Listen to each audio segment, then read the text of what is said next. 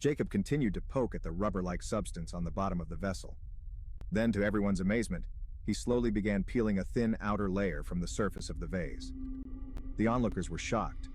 It became clear that the vase had been covered with a thin substance that masked its original appearance.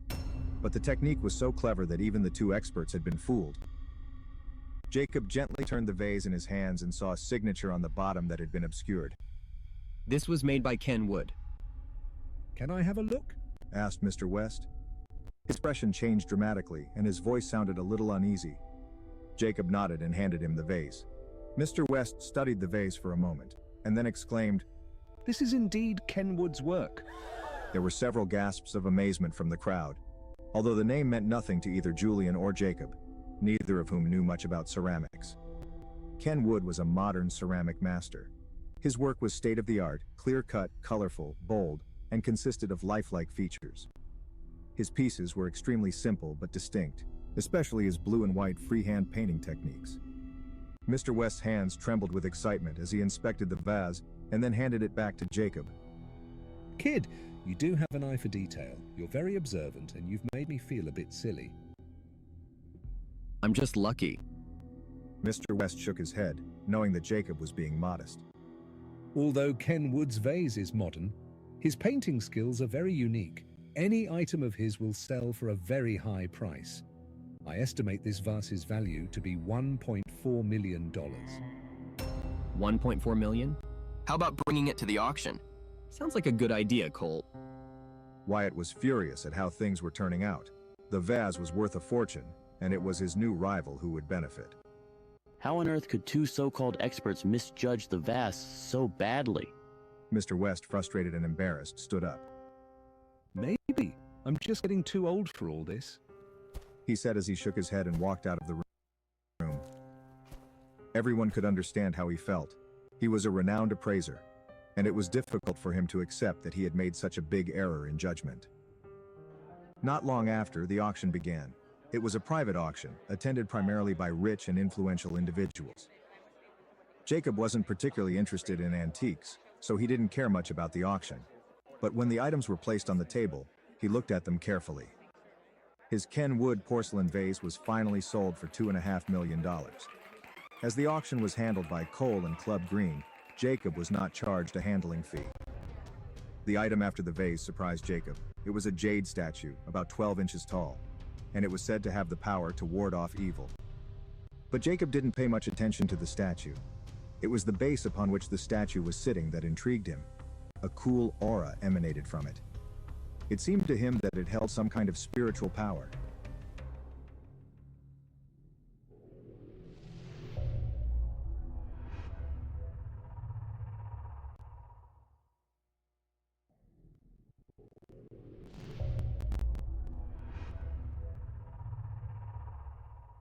Studying the jade statue that was up for auction, Jacob concluded that the power of the object could only be released by the use of a spiritual instrument. The opening bid was $400,000. Desperate to find out more about the base of the statue, Jacob immediately raised his bidding card. $700,000. Another voice sounded from the other side of the room. $800,000. Jacob turned and saw that it was Wyatt who was bidding against him. Wyatt had suffered 2 losses against Jacob, and he felt that he had something to prove. Wyatt had concluded that since Jacob seemed to have such a good eye for a bargain, the statue would be a safe investment. The other people at the auction started to take an interest in the statue as the bidding went higher. Many of them were superstitious and believed the claim that the statue might carry some power to protect the owner from danger. The price of the statue quickly rocketed up to $2.8 million, which was beyond what Jacob could afford. Julian, who was sitting beside Jacob, asked, "What's going on? Is there something special about that statue?" Possibly. I can't be sure until I get a closer look at it, but I'm sure that it would be useless to most people. I doubt the statue itself has any great monetary value. Go ahead and raise the price. I'll pay the extra. But Jacob thought for a while and then shook his head and turned to Cole. Cole, can you get me the base of the statue? Cole looked over at the base of the statue and nodded. That shouldn't be a problem. The base doesn't have to go with the statue. It's the statue itself for sale. I can arrange that. Cole made a phone call and gave some instructions to the person on the other end of the line. After a while, the bidding ended, and the statue was bought for $4.8 million by Wyatt. Wyatt snorted triumphantly and looked over at Jacob with an arrogant expression, confident that he had finally beaten him. When the auction was over, the $2.5 million for the vase was transferred to Jacob's account. Although Jacob had been endowed with his spiritual balance and therefore had much better mental stability than ordinary people, he couldn't help being excited when he saw so much money in his account. After a while, a security guard walked over to Jacob with the base that the jade statue had been sitting on. Julian and Cole looked at Jacob with great interest. What exactly is going on here? Jacob gently picked up the base and looked at it carefully, turning it over in his hands. It was carved from white jade and the edge was smooth. He shook the base gently and heard a rattling sound. There might be something in it. Then, he gently knocked the base on the marble table. A crack appeared, and Jacob carefully pulled it apart. It split into two pieces, and glittering copper coins fell out and landed on the table. Julian and Cole were both stunned. They each picked up a copper coin and inspected it, noting that the coins didn't have any markings that revealed their origin. Julian looked at Cole. Don't you have a history with these things? What period do these coins come from? I'm not sure. It looks to me like they've been specially made because the copper used isn't ordinary. Ancient copper didn't typically reach this purity. They both looked at Jacob with questioning eyes. Jacob smiled and gathered all the copper coins together on the table. He counted them and found that there were exactly 108 coins. I believe this relates to an ancient spiritual technique where the coins were used to form some sort of sword to protect the user from evil. Julian and Cole were stunned by Jacob's explanation. Julian smiled wryly. This just gets more and more mysterious. It's just a pile of copper coins. How could it be related to a sword? And how do you even know this? My grandfather studied ancient medicine, and he passed on a little knowledge about these things. Then, Jacob gathered his internal energy and gently patted the table. The copper coins flew into the air and formed a 2-foot-long sword. Julian and Cole looked on in awe. What magic is this? This seems to be some sort of ancient power. The copper coins might look ordinary, but each one of them is unique. Each possesses a mechanism that allows them to work together like this. This is remarkable. Exclaimed Cole as he reached out and held the sword in his hands. He tried to remove one of the coins, but found that it wouldn't budge. The three men looked at each other in amazement, wondering what it all meant.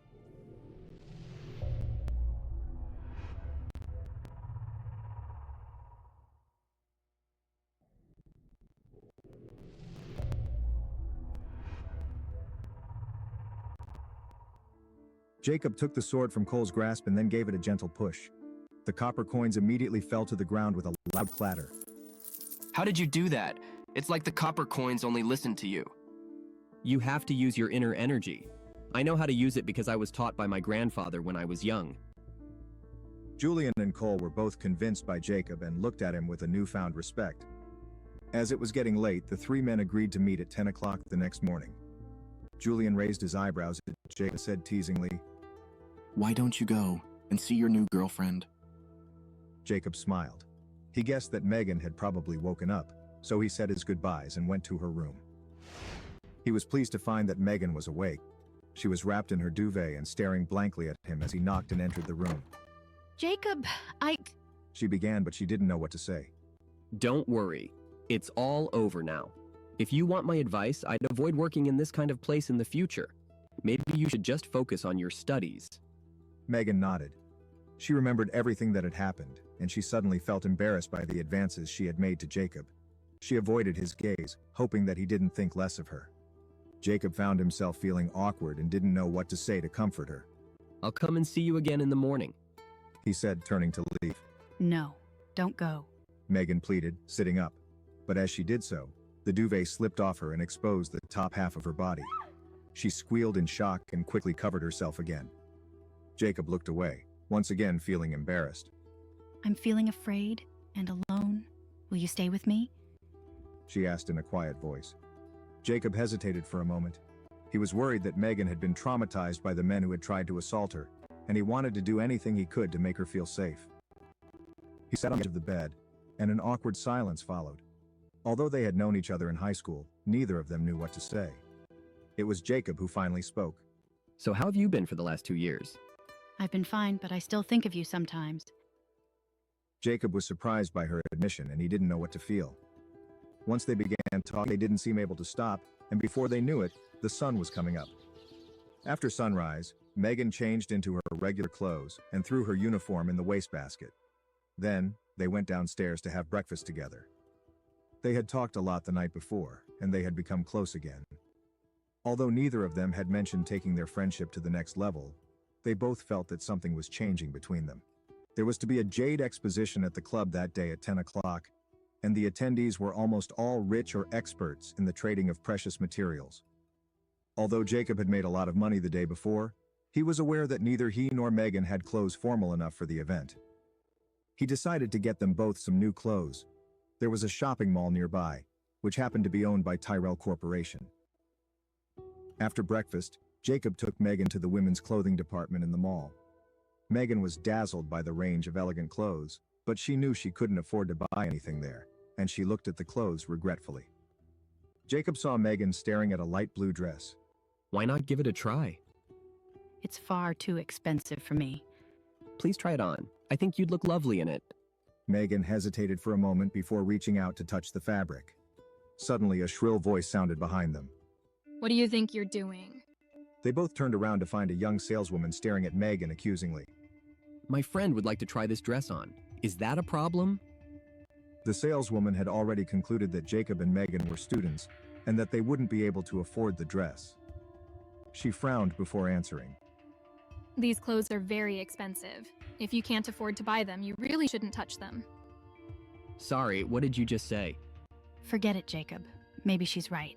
Let's just go somewhere cheaper. As she spoke, Megan took Jacob's hand and tried to lead him away. That's right. This is a Tyrell Corporation store, and we only sell high-end clothes. There are some cheaper stores down the street. There's no need to be so rude. Megan muttered, beginning to feel embarrassed. Well, am I wrong? You know you can't afford to shop here, so stop wasting my time. Jacob had had enough. I'd like to speak to your manager. The manager doesn't come and speak to just anyone. It really is best if you leave.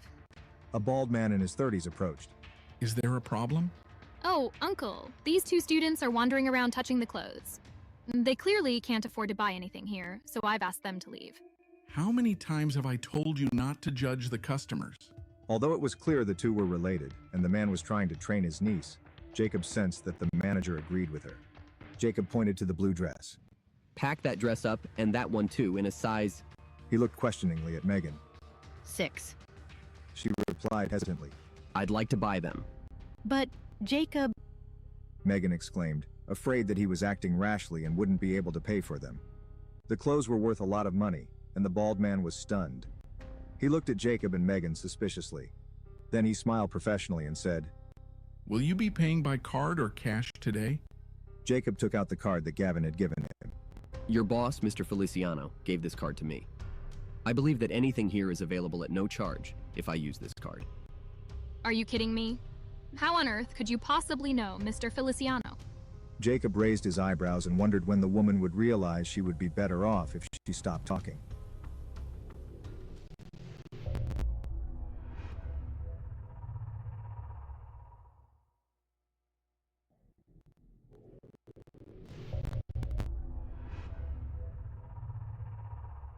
The store manager's expression quickly changed when he realized that Jacob was a friend of his boss. He smiled at Jacob and Megan, hoping not to cause any further offense. This card is clearly a fake, isn't it, Uncle? What are you talking about? You owe these customers an apology. Apologize to them right now. The woman paused for a moment and then said, I'm sorry. No need to apologize. We're just two poor and scruffy students after all. The sarcasm in Jacob's voice was obvious, and the manager was fearful that Mr. Feliciano would hear about the interaction. No, really, she is very sorry. She's young and ignorant. Please forgive her. Yes, I'm sorry. I shouldn't judge people by their appearance. Meanwhile, another assistant had packaged both dresses and handed them to Jacob. Jacob took the packages. Then, he looked the manager in the eyes and announced, Either she quits today or you do. With that, he took Meg's hand and walked out of the store. The manager was stunned by Jacob's ultimatum. He turned to his niece. Maggie, how many times have I told you not to judge the customers by their appearances? Look at the position you've put me in. I'm so sorry. I know I was wrong. Please give me another chance. I really don't want to lose this job. You heard what he said. Either you quit, or I'll have to. That man was Mr. Feliciano's guest. You can have half a month's salary when you resign. As the manager walked away, Maggie was on the verge of bursting into tears. Just give me one chance, please. When Jacob and Megan arrived at the men's clothing section, a male assistant warmly greeted them and recommended clothes enthusiastically.